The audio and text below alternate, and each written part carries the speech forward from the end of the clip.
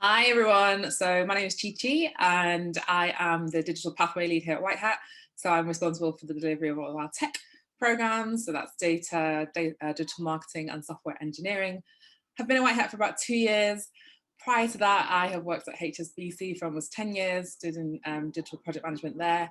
And I ran my own business for about 5 years where I was doing business coaching and consulting. And I've also written a book, so that's a little bit about me.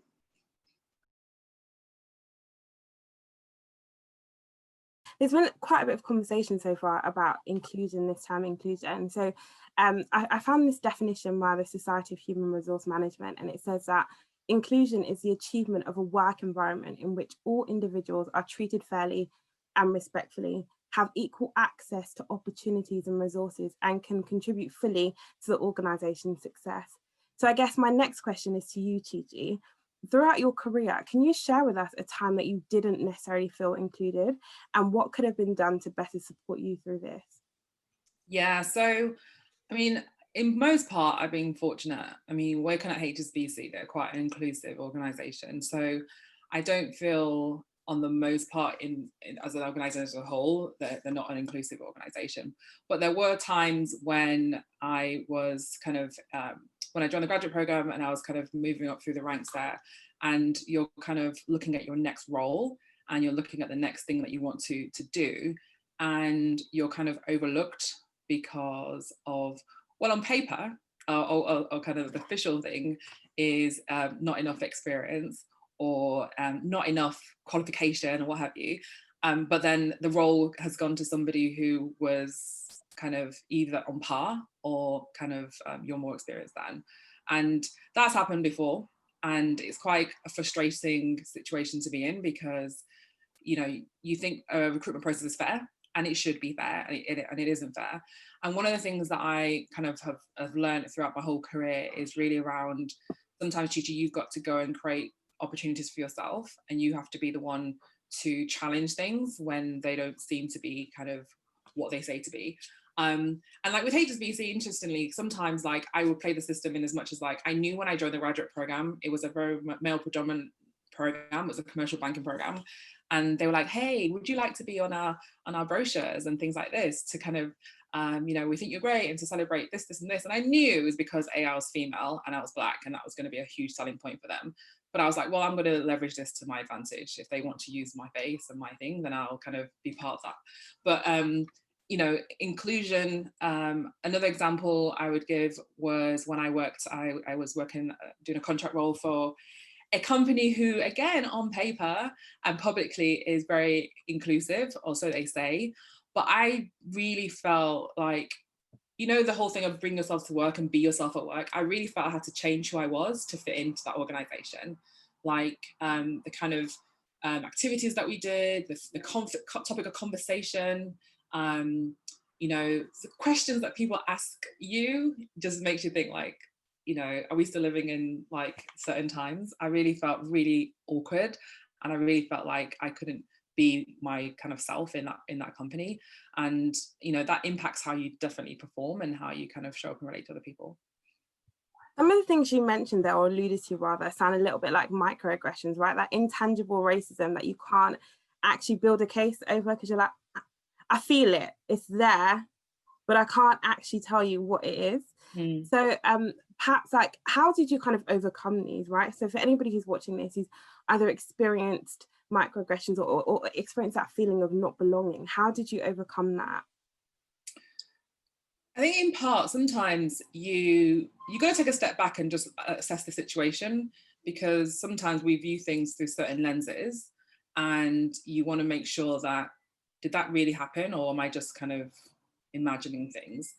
And then when you do take a step back and you're like, actually, no, that did happen. They just said that, or because I've had comments about like hair and kind of like, oh, where are you from? And I'm like, I'm from Manchester. No, like, where are you from? And I'm like, no, I'm from, you know, or, you know, different things around kind of your food that you eat. So like you bring in food and it's kind of like your traditional food, and like some kind of interesting comments made about that, or interesting comments about, you know, when things are in the news around your country or your nationality. So in terms of dealing with those things, it really depends on the circumstance and who said those things. I feel like if it's in your team and people that you work with and colleagues that you have a relationship with, I think it's important to raise those things and to, because sometimes people are ignorant, and then sometimes people say things and they don't realize that it's been offensive, but maybe it's something that they've been used to saying. And I think it's important for us to call those things out and say that was, that offended me. And this is kind of how I saw that. And in those circumstances, most people are really apologetic and they're really like, oh, I didn't mean that. I didn't understand that, because a lot of time people use terms and phrases and they don't know the roots of those words and they're seriously offensive.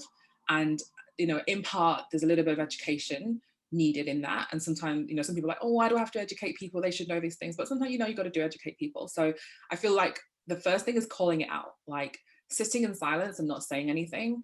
I think that's the worst thing that you can do. And then when you then have that dialogue, you can start to see whether people were genuinely doing this from a place of ignorance, and then it's like, okay, now go forth in peace and don't do it again, or whether they're generally kind of either racist people and people that you wouldn't want to kind of continue doing stuff with. And then, if it's in a place of work and it's something that's continuing, I would raise that up, because that's not the kind of environment that you want to be working in. And any decent organization shouldn't stand for that and should look to kind of sort that and deal with it straight away. Brilliant. Thank you for sharing that, Chichi. It's so interesting to follow up on Olu's point, because my husband was born in Nigeria, grew up there, came here to do similar to Olu did a master's. So same sort of a background and scenario. And we have this conversation all the time around racism. And he's like, I don't understand how you could grow up here, and not have it so negatively impact who you are and your self-esteem, because he's someone who's very secure in who he is and where he comes from, because in Nigeria, it just doesn't exist. And then here, things will happen. And to Olu's point, you'd be working on projects, and I feel that I've had to work twice as hard to prove that I'm just as capable. And even though, you've come on a program, either a graduate scheme, or you've got a job, and you're good, but you have to prove it. Whereas a white counterpart would be like, yeah, it's just naturally assumed. And you might not be given the same opportunities and projects, and you sort of you've got to go through this probationary period of them kind of assessing you out to be like, oh, okay. Then they might start to open up opportunities for you. So I think it's really evident. And to Ola's point, you are educating people. If you're patient enough, you can do that. But it is still very evident in terms of work scenarios, going out and about, going on the train and people don't want to sit next to you for whatever reason. It happens. It still happens.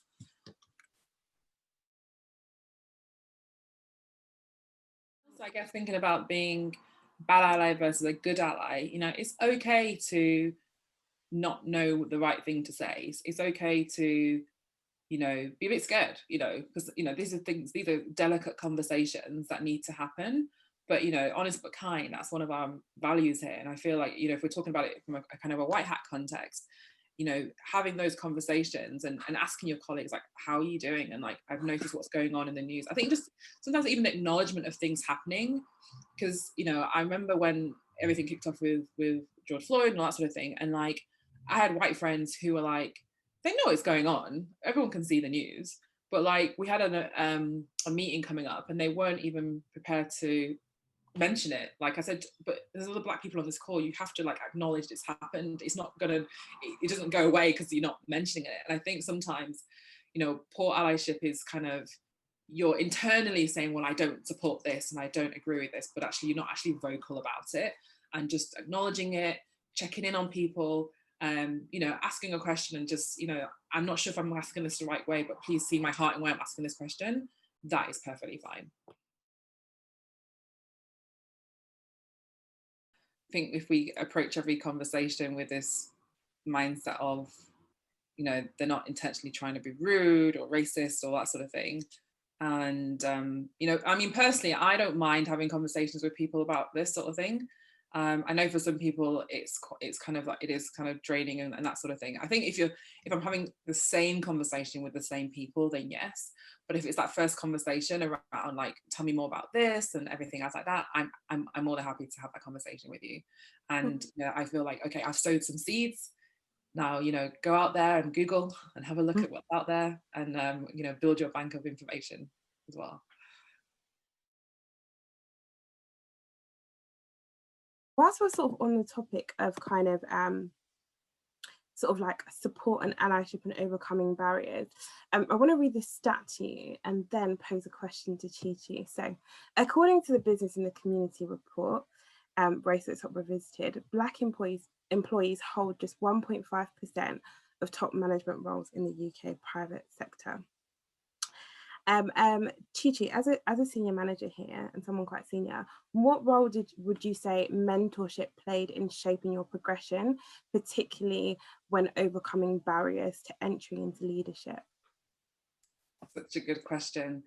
I believe mentorship is really, really important. Irrespective of race, I think mentorship is important, but more so as a Black woman. I feel that, many a times I look around a room and I don't see people who look like me. I go to meetings, I do things, and I'm very much aware that I'm the only one there. And I feel like with progression, one thing that has, I have found very fortunate here at White Hat is that I have had people who have been allies for me and people who have been indirect mentors to me, and essentially have been the people who are in rooms that I am not in. Okay, so similarly how I do with my team, like, there's some conversations that they'll never be privy to because I'm in that room and I defend and advocate for them. There's people who do that for me, and I know they do that for me. On one hand, you could be like, oh, it's, you work hard and on all that sort of thing, and you put in the hours and everything. But if it was based on working hard, then it would be an equal playing field, and everybody who worked hard would be getting promoted and be progressing in that way. So, I think working hard is the baseline for this whole thing, but actually having individuals and other senior people who are willing to, be an ally, and not in a kind of, what's the word now? Not in a Performative? Yeah, but like they're actually being an ally. They're actually taking time out to spend time with you. They're taking time out to understand about your development goals. They're taking time out to ask those questions. And yeah, there's an element of you doing some of that as well, because I recognize that, as an individual, if I want to grow and progress, I need to have control. I need to be kind of intentional with my kind of own development. But I also need to form relationships as well. And I've always said this to people: whenever you join an organization, you need to build your allies. And it goes across, it goes upwards, it goes all of the, because it's not just necessarily, well, I'm only going to talk to senior people because they're the people who kind of pull the strings. It's not even about that. It's about kind of, people in the organization know who you are, they know you're a good person, they know you do a good job, and you're building this reputation across from around you. So mentorship is really important. You need to find people who can be the advocate for you, who know you and understand you. And you also got to be willing to put your guard down to do that as well.